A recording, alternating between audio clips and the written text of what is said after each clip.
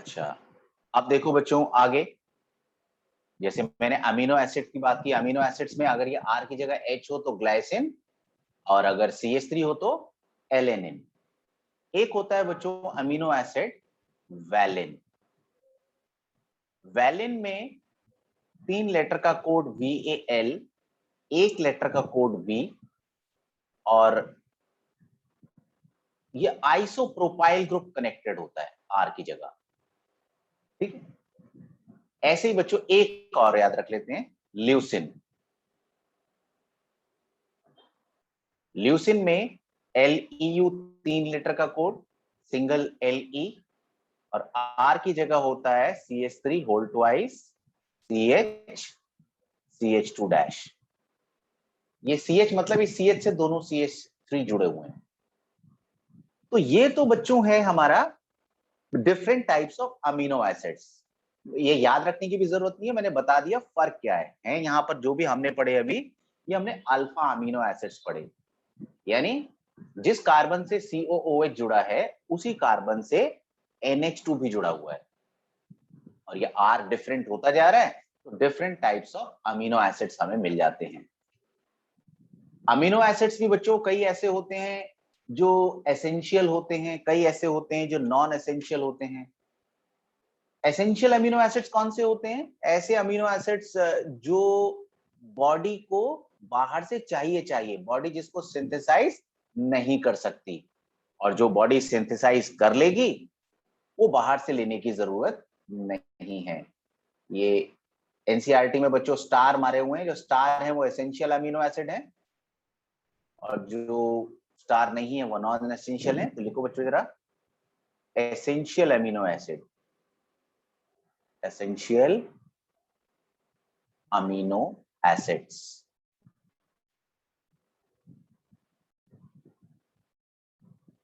which body does not synthesize, which body doesn't synthesize, जो body खुद नहीं बनाती, and need to take in diet, हमें बाहर से लेने की जरूरत पड़ेगी। जैसे बच्चों एक एग्जांपल याद रख लेते हैं, वैलिन, ये ल्यूसिन भी लिख लिया हमने। चलो, ये दोनों कैसे हैं? ये एसेंशियल अमीनो एसिड हैं, और जो बॉडी सिंथेसाइज कर लेगी वो कहलाएंगे नॉन एसेंशियल अमीनो एसिड।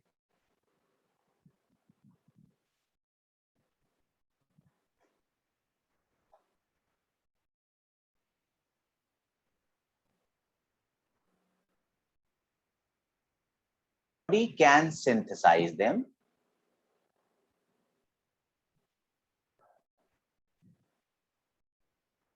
यानी बाहर से लेने की जरूरत नहीं है। अब जो पहले दो थे बच्चों, जैसे ग्लाइसिन और एलेनिन, ये हमारे नॉन एसेंशियल अमीनो एसिड्स हैं। नॉन एसेंशियल मींस बॉडी इसको क्रिएट कर लेगी, बाहर से हमें इनटेक करने की जरूरत नहीं है। अब इन अमीनो एसिड से किस तरीके से बच्चों प्रोटीन की फॉर्मेशन होती है, लिखते हैं बच्चों हेडिंग आगे, लिखो स्ट्रक्चर ऑफ प्रोटीन।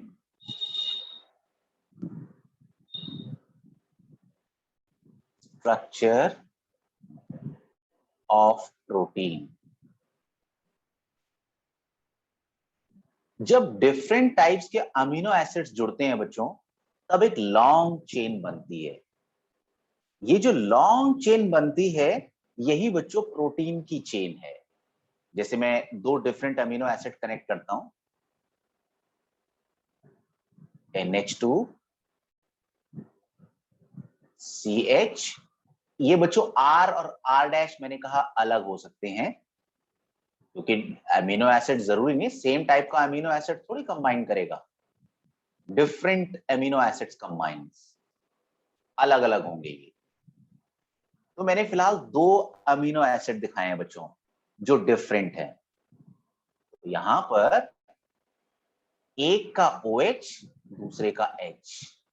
इस तरीके से ये कंडेंस हो जाएंगे और लॉन्ग चेन बना देंगे। ये जो बच्चों लॉन्ग चेन बनेगी, इसको हम पॉलीपेप्टाइड कहेंगे। CO के बाद NH, CH, R', CO, और इस तरीके से ये बढ़ता चला जाएगा।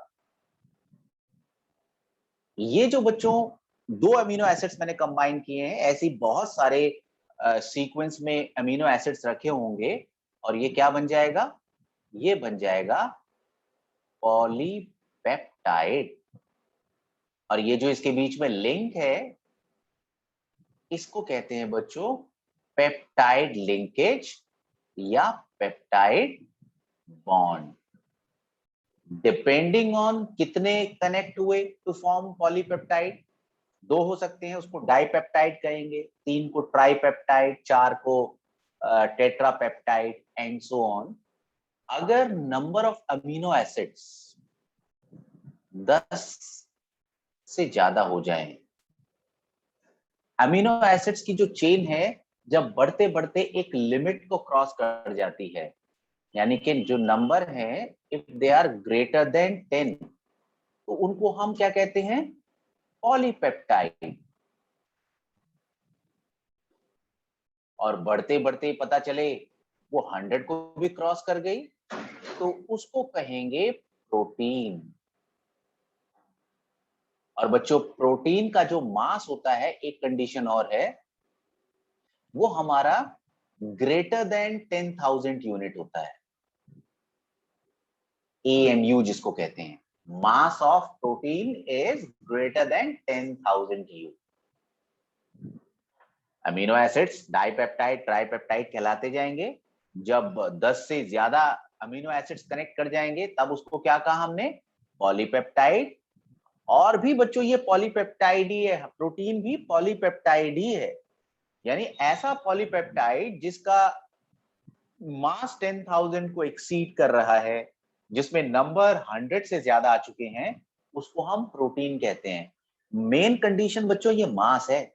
एक ऐसा एक्सेप्शन भी है जिसमें मेरे ख्याल से 50 अमीनो एसिड्स हैं मगर मास 10,000 को एक्सीड कर रहा है, तो वो हमारा कहलाता है प्रोटीन। चलो आगे बढ़ते हैं। अब ये पहले भी शेयर किया था बच्चों इतना। अब स्ट्रक्चर प्रोटीन का पढ़ना है हमने। प्रोटीन के स्ट्रक्चर के बच्चों 3 पार्ट हैं, प्राइमरी, सेकेंडरी, टर्शियरी। अब तो क्वार्टनरी भी पढ़ते हैं हम, तो चारों ही पढ़ते हैं। हल्का सा आइडिया चाहिए इनका से। Structure of protein, primary, secondary,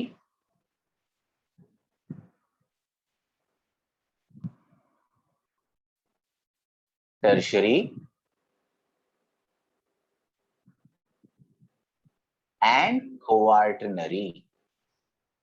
quaternary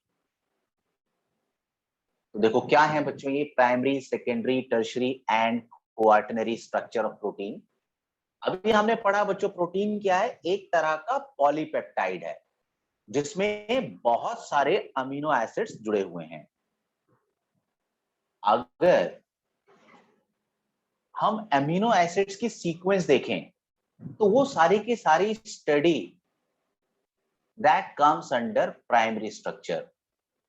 हर एक प्रोटीन में जो अमीनो एसिड्स होते हैं उनकी एक स्पेसिफिक सीक्वेंस होती है। Alanine, valine, valine, serine, valine, serine, leucine, isoleucine, glutamine, asparagine, serine, cysteine, tyrosine, arginine. मैंने कुछ नाम लिए बच्चों, ये सारे नाम सीक्वेंस में लिए मैंने। अगर एक भी सीक्वेंस अमीनो एसिड के डिस्टर्ब हो गई तो कोई ना कोई चैलेंज बॉडी में आ सकता है। कहते हैं एक अमीनो एसिड अगर बीच में से चेंज हो गया, एलानिन की जगह सेरिन हो गया, एग्जाम्पल की बात कर रहा हूं, तो कहते हैं एक बीमारी होती है सिकल सेल एनीमिया। बायोलॉजी की डिटेल में नहीं जाना, सिर्फ क्या पढ़ना है प्राइमरी स्ट्रक्चर में। प्राइमरी स्ट्रक्चर सिर्फ बताता है कि अमीनो एसिड किस पर्टिकुलर सीक्वेंस में कनेक्ट होके लॉन्ग चेन बनाते हैं। अगर सीक्वेंस अलग हो गई तो वो प्रोटीन ही डिफरेंट हो जाएगा। देखो प्राइमरी स्ट्रक्चर के नीचे it tells us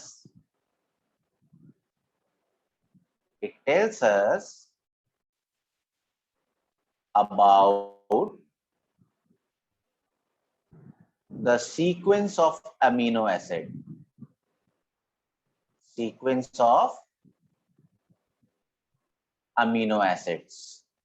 primary structure क्या बताता है? Sequence of amino acid. अगर सीक्वेंस डिफरेंट हो जाएगी तो प्रोटीन अलग है। Different sequence produces different protein.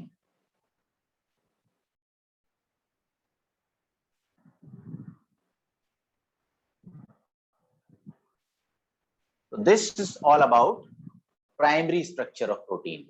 किस सीक्वेंस में अमीनो एसिड्स जुड़े हुए हैं, that is under primary structure of protein. अब बच्चों बात करते हैं सेकेंडरी स्ट्रक्चर की। हमारे पास बहुत सारी चेन आ गई हैं, बहुत सारी चेन प्रोटीन की हैं। अब वो चेन आपस में किस तरीके से मैनेज होती हैं, किस तरीके से रखी जाती हैं, that comes under secondary structure. तो सेकेंडरी स्ट्रक्चर में बच्चों क्या है?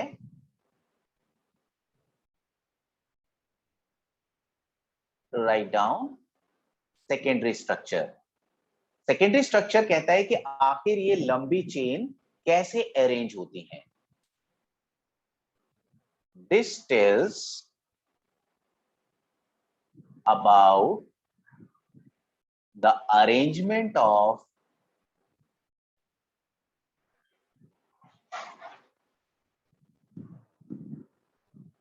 long chains of amino acids.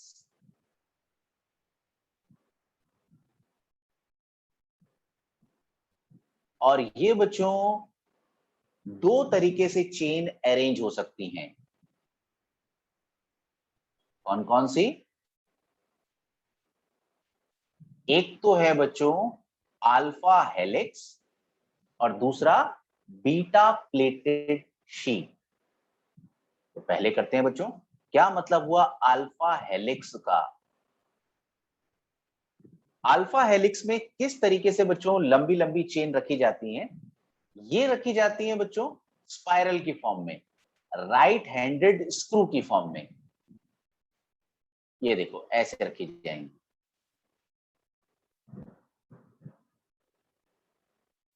है ना? ये स्पाइरल की फॉर्म में रखी जाती हैं। अब ये जो इनके टर्न्स हैं, ये आपस में हाइड्रोजन बॉन्ड से अट्रैक्टेड होती हैं। जैसे अमीनो एसिड्स में क्या होता है बच्चों? CO ग्रुप भी होता है, C डबल बॉन्ड O पे नेगेटिव चार्ज होता है, और नीचे पता चला अमीनो ग्रुप का H, उसमें है पॉजिटिव चार्ज। तो O का नेगेटिव H के पॉजिटिव को अट्रैक्ट करेगा। तो इस तरीके से इन चेन के अंदर हाइड्रोजन बॉन्डिंग होती है, जिससे ये स्पाइरल फॉर्म में बने हुए होते हैं। तो लिखो जो अल्फा हेलिक्स में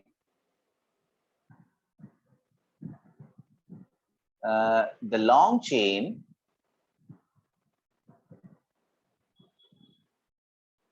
spirals in the form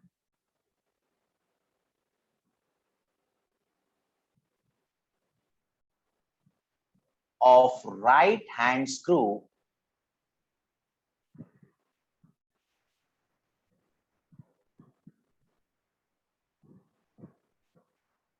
and are held by H bond, hydrogen bond. किस किस के बीच में है? Between CO and NH। H पे पॉजिटिव, C पे नेगेटिव। कार्बोनिल और अमोनिया, इनके जो H और O हैं, इनके बीच में अट्रैक्शन होता है, और इस तरीके से ये एक दूसरे से स्पाइरल की फॉर्म में बंधे हुए होते हैं। एक टर्न के अंदर करीब 3.6 अमीनो एसिड होते हैं और ये जो रिंग है ये करीब 13 मेंबर की होती है। तो ये लास्ट लाइन लिख देते हैं बच्चों, इट हैज 3.6 अमीनो एसिड्स, यानी कि पूरे एक टर्न में 4 अमीनो एसिड्स नहीं आते, करीब 3.5 अमीनो एसिड पर टर्न। और शॉर्ट में लिख देते हैं एन इज 13 मेंबर्ड रिंग। तो ये है सेकेंडरी स्ट्रक्चर। क्या हुआ बच्चों सेकेंडरी स्ट्रक्चर में? सेकेंडरी स्ट्रक्चर बताता है कि आखिर ये जो लंबी चेन है ये कैसे मैनेज होती है। तो ये जो लंबी चेन है इसको मैनेज करने का एक तरीका है, इसको स्पाइरल फॉर्म में रखा जाए, राइट हैंडेड स्क्रू की फॉर्म में रखा जाए।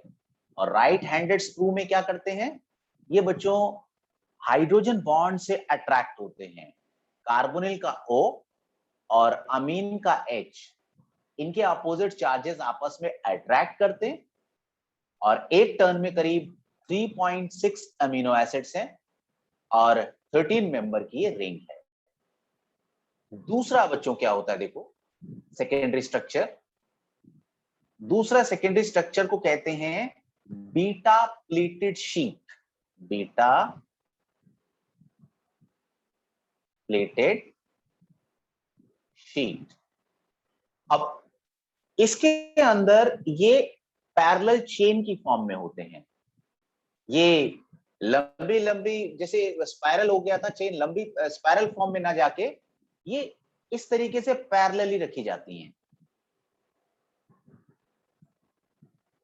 और ये एक शीट बना देती हैं। अगेन हाइड्रोजन बॉन्ड इसमें भी होगा,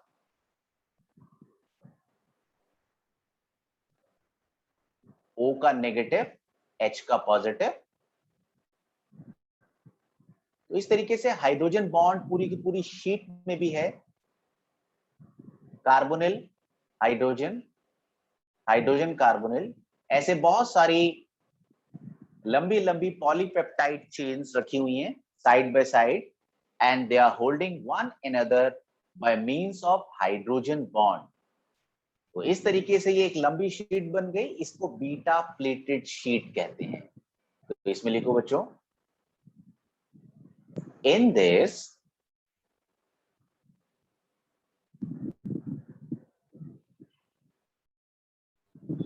long polypeptide chain, long, एक मिनट बच्चों ये बच्चे डिस्कनेक्ट हुए, जरा मैं बात कर लूं इनसे। एक मिनट बच्चों, एक मिनट का समय देना, फिर करता हूं मैं पर्सनल इनसे बात।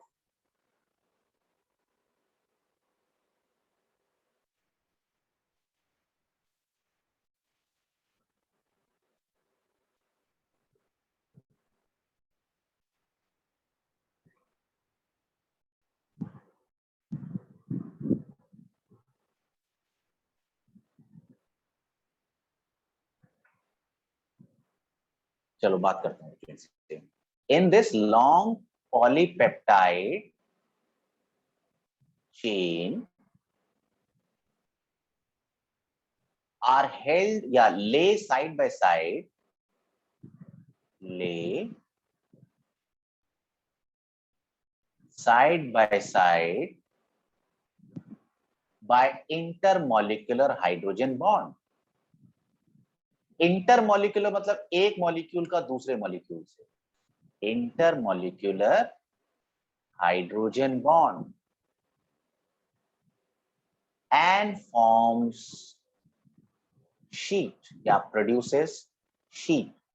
तो ये है बच्चों स्ट्रक्चर सेकेंडरी।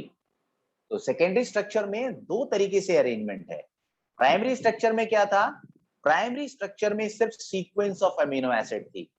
हर एक प्रोटीन की definite sequence of amino acid होती है और जब लंबी चेन बन गई बहुत सारी किसी भी एक स्पेसिफिक पर्टिकुलर प्रोटीन की, अब वो चेन किस तरीके से अरेंज होंगी? Alpha helix and beta pleated sheet. Alpha helix में ये स्पाइरल फॉर्म में अरेंज होती है और ये आपस में हाइड्रोजन बॉन्ड से स्पाइरल्स आपस में एक दूसरे से बंधे हुए होते हैं। एक टर्न में करीब 3.6 अमीनो एसिड्स हैं और 13 मेंबर की ये पूरी रिंग है।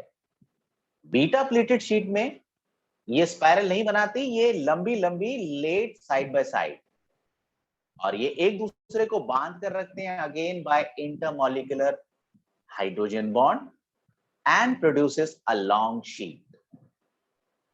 इसके बाद बच्चों आता है टर्शरी स्ट्रक्चर। ये था सेकेंडरी स्ट्रक्चर, अब है इसका टर्शरी स्ट्रक्चर।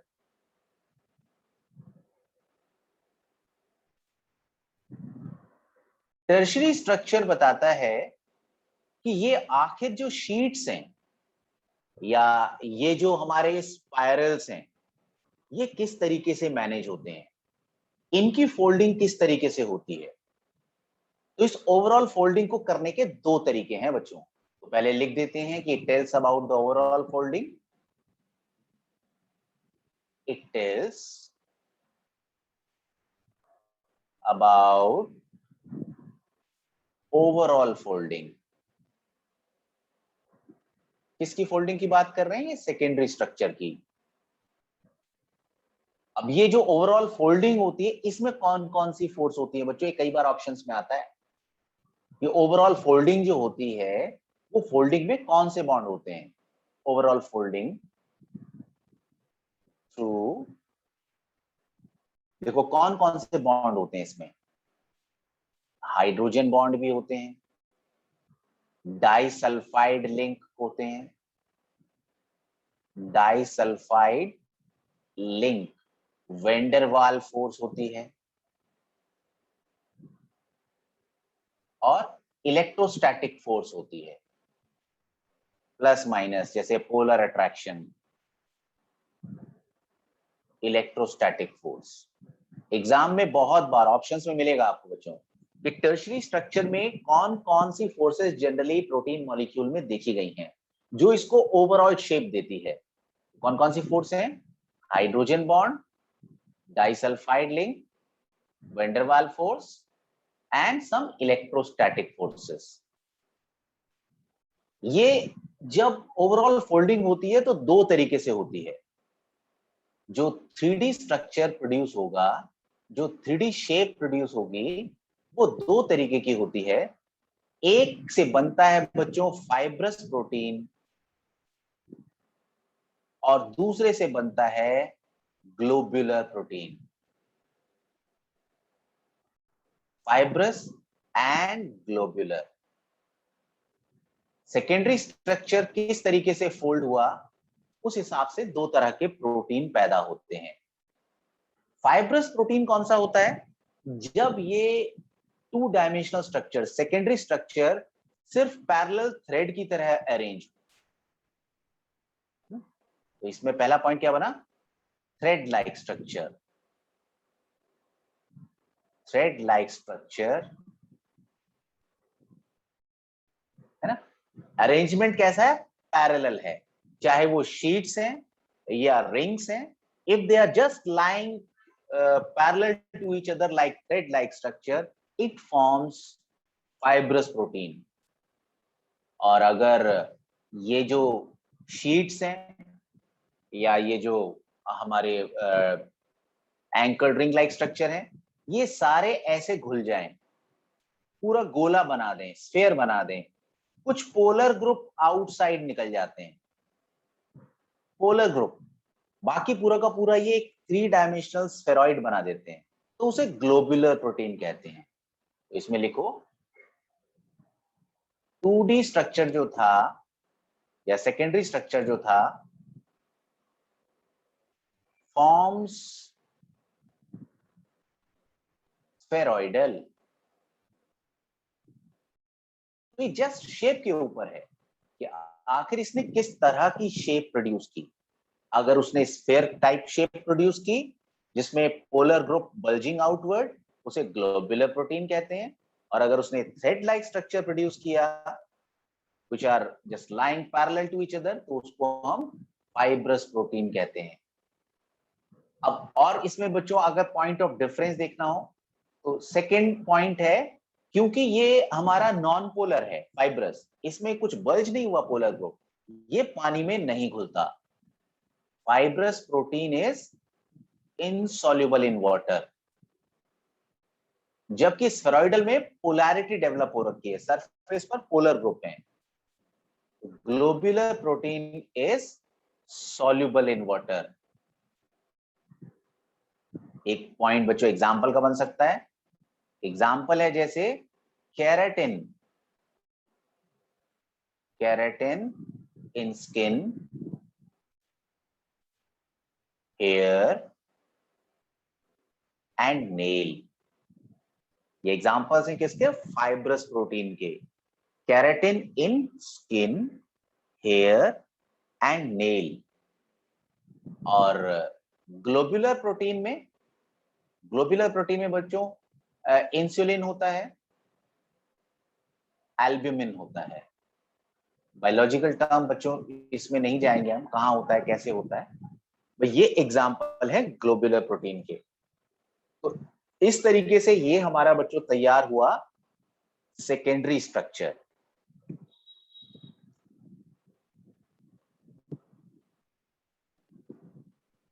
लंबा तो बेकारी खींच दिया। अब है बच्चों last structure, tertiary structure, tertiary sorry quaternary structure.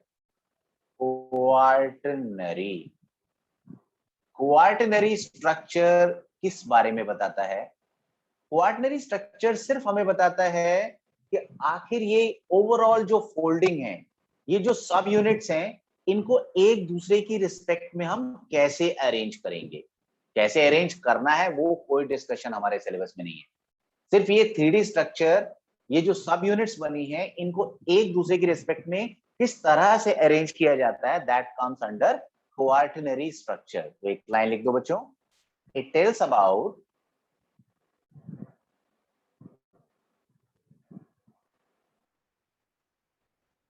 the overall structure. It tells about the overall structure in which subunits subunits are placed. Subunits are placed with respect to each other. With respect to each other. तो ये चार तरह के हुए बच्चों, primary, secondary, tertiary and quaternary. एक बार बच्चों 1 minute में मैं रिवीजन देता हूं, नोट कर लो इसको आप।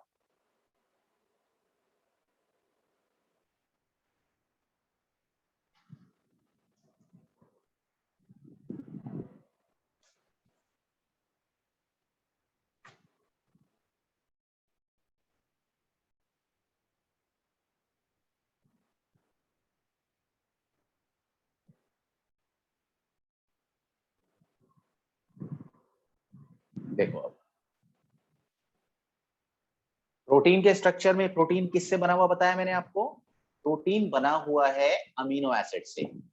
अमीनो एसिड्स आपस में किस बॉन्ड से जुड़ते हैं? Peptide bond, CONH। 10 से ज्यादा हो तो पॉलीपेप्टाइड, और अगर 100 से ज्यादा हो तो प्रोटीन जिसका मास 10,000 यूनिट से ज्यादा हो। Primary, secondary and tertiary, primary, secondary, tertiary and quaternary structure.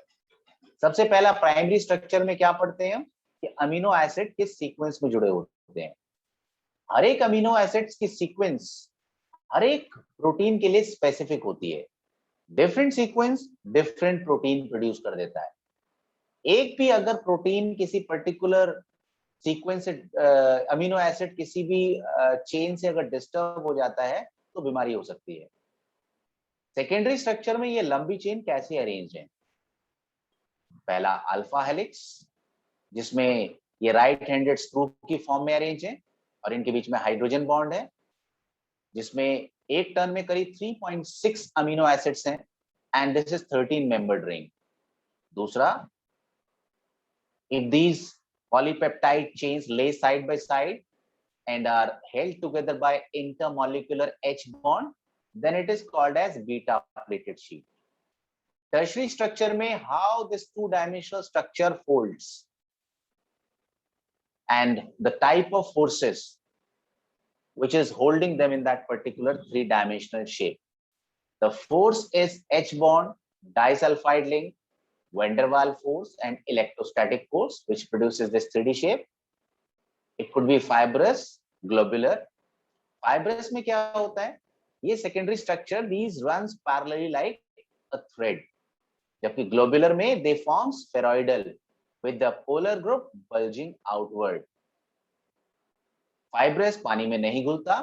Globular is soluble in water because of its polar nature. Fibrous का example keratin in skin, hair and nail और globular में insulin, albumin. क्वार्टरी structure में किस तरीके से ये fibre या globular protein आपस में सब यूनिट किस तरीके से अरेंज होते हैं, that is all studied under the quaternary structure. अब आ जाओ बच्चों नेक्स्ट टॉपिक पे जिसका नाम है